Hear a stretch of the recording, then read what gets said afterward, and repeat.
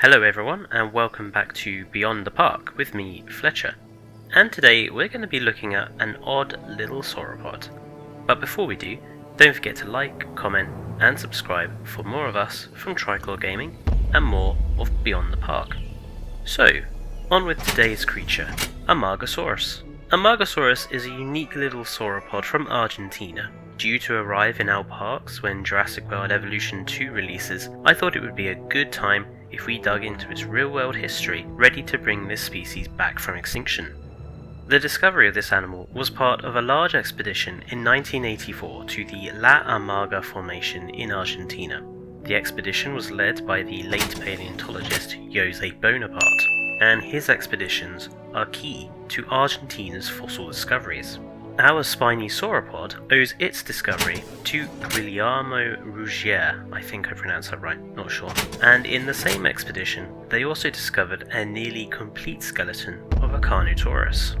The skeleton they discovered remains the only example of the Amargasaurus species, but it is almost fully complete. The only major part missing is the skull of the animal, and apparently it's a strange oddity in paleontology that sauropod skulls are rarely ever discovered. We're actually missing the skulls of quite a few different sauropod species. Its name stems from the location of its discovery in the La Amarga Valley, but it should also be noted that there are roots in its name from both Spanish and Greek languages, which results in the name meaning bitter lizard as well. So, what sort of dinosaur was our little Amargasaurus?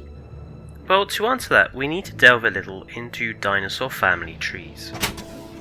The sauropod family is divided into many different trees.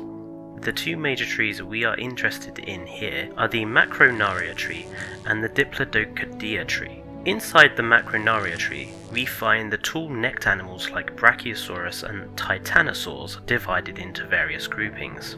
The Diplodocodea tree also has a number of various groupings. The Rebbachisauridae is where you find the Nigersaurus. The Diplodocidae is where you find Diplodocus and Apatosaurus. And then you have the Dicraeosauridae family, which is where you find the Amargasaurus. All members of the Diplodocidae family have distinctive characteristics: a box-shaped snout, narrow teeth, and bifurcated neural spines on their backbones. These bifurcations are most extreme with the Amargasaurus, and we'll look at those in detail a little bit later on. The skeleton of the Amargasaurus indicates an animal around 9 or 10 meters long and weighing about 3 tons. This makes it quite small amongst the sauropod family. It features all of the things though that you come to expect from sauropods: quadrupedal movement on thick column-like legs, a long tail, and a long neck, although not as long of a neck as some other sauropods. Due to having no skull, most reconstructions of the Amargasaurus use its cousin, the Dicraeosaurus, as a reference, and similar to how in the last Beyond the Park we spoke about how Baryonyx's skull was used as the skull for Spinosaurus and Suchomimus and such for quite a long time as well. Now obviously this animal wouldn't be quite as impressive without those strange neck adornments, so let's look into these properly. These strange spines formed a double row on the skeleton's neck and were at their longest about 60 centimeters or 2 feet in length. Each spine gently angles backwards, and it reminds me of how I used to gel my hair in spikes as a kid. When the original scientific analysis of the skeleton was being conducted, these spines were focused on heavily. According to the study, the lengthening and splitting of these tall neural spines was a feature that had been seen in other species and was in development from the late Jurassic period. So this indicates that perhaps our spiky punk dinosaur here represents the end point of this process.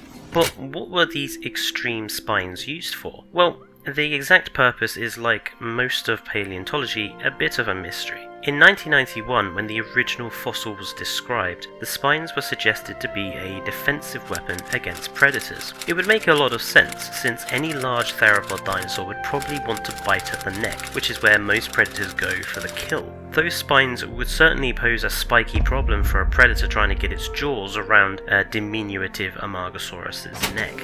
Other restorations have shown the spines to be part of a large sail, similar to Spinosaurus or Dimetrodon. In 1994, Gregory Poole, a paleontology researcher who was part of Jurassic Park's dinosaur team, suggested that the frill was unlikely, as the spines had a circular cross-section and not a flat one, which you'll see in dinosaurs like Spinosaurus and animals like Edaphosaurus, which both have sails. He expressed his belief that the spines were probably covered in a keratinous sheath and used for display and defense, or might have been a sign of sexual maturity in males. One theory even suggests that the spines could have been used to create a sound like a rattlesnake by rapidly shaking the neck. However, Jack Bailey, another paleontologist, has suggested that actually it could have been a sail after all. He pointed out that the spines do have a similar shape to Dimetrodon spines, and suggested a single large frill covering all of the spines rather than two separate ones. The argument still rages on, especially with the discovery of other similar species that feature large neck spines.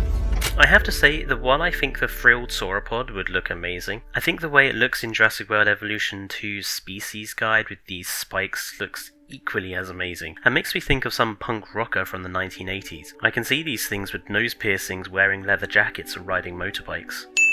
Anyway, so an interesting thing that they have done with Amargasaurus is that they have CT scanned what they believe the skull was probably like, in order to create 3D models of the brain and the ear cavities. This has enabled researchers to gain an insight into the animal's possible hearing range. A key part of the system of the ear canals, which is the only part of the skull of Amargasaurus they do actually have, was quite short, and so it suggests that the Amargasaurus may have had very poor hearing. This might be why such powerful defences were needed. The same scans of Dicraeosaurus' skull, which of course all of Amargasaurus' skulls are based on, also suggested that the snout of the creature faced slightly downwards towards the ground, which has been suggested for Diplodocus, and they also suggested that the animal could certainly not raise its neck too far upwards due to the spines getting in the way. So it's likely that Amargasaurus was probably a lower browsing sauropod and would not be eating from the tops of trees at all. So what was the world like for a punk sauropod? The early Cretaceous period was one where dinosaurs were in full control of the planet. After growing to supersized animals in the Jurassic period, the Cretaceous would actually see a decline of quite a lot of the very large sauropod species, save for a few in the Titanosaur family. 130 million years ago, South America was part of a large landmass known as Gondwana. This was the southernmost continent of Earth at the time, and consisted of South America, Antarctica, and Africa, among others, joined together in one landmass. Much of Argentina and the north of South America itself was covered in a vast ocean. Now, because of Gondwana's location, Amargasaurus and similar dinosaurs of its family were separated from the larger northern continent. As a result, these dinosaurs evolved in a sort of completely separated area, and similar to how the Galapagos Islands contain their own unique wildlife today, would have had their own unique species that we don't see anywhere else on the planet.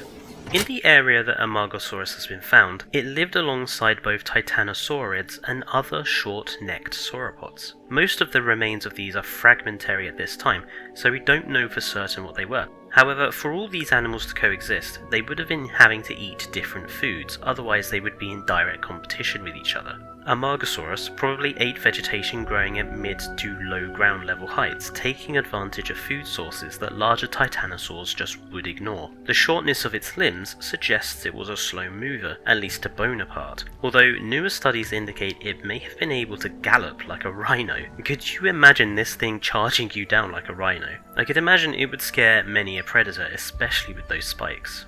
Now, if those spines were for defense, what was it defending against? Well, actually, we don't know all that well. The most well-known theropod in the area was something called Ligabueno, a type of abeliosaurid similar to Rugops and Carnotaurus. There have also been very fragmentary remains of a larger carnivore discovered in the same area, perhaps the creature that stimulated the enormous neck spines. Sadly, however, we still don't have much to go on, so for now, the big bad guy of the La Amarga area remains in the shadows. I really like the Amargasaurus regardless of its design, and I think it's one of the, so far, best looking dinosaurs we have seen for Jurassic World Evolution 2. It looks really cool with those spines and pretty adorable. If you want to see an Amargasaurus for yourself, head to the Natural History Museum of the University of Pisa, Italy, where they have a Carnotaurus as well. Let me know what you think of the Amargasaurus in the comments below, and next time we'll be looking at a nifty little pterosaur taking its place in Jurassic World Evolution 2. But for now, don't forget to like and subscribe, and I'll see you guys in the next Beyond the Park.